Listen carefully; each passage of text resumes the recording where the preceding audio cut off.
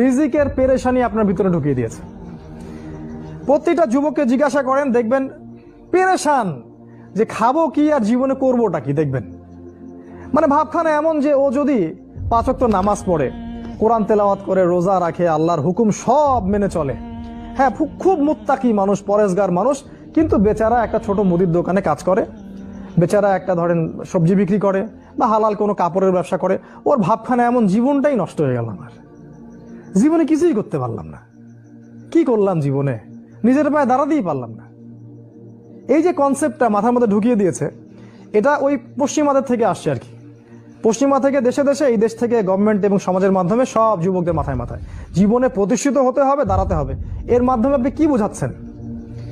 ওই ছেলেটা তো আল্লাহর কাছে অনেক বেশি পছন্দের, যে আল্লাহ পাকের সব হুকুম আহকাম মেনে চলে এবং হালাল খায়, মাশাআল্লাহ।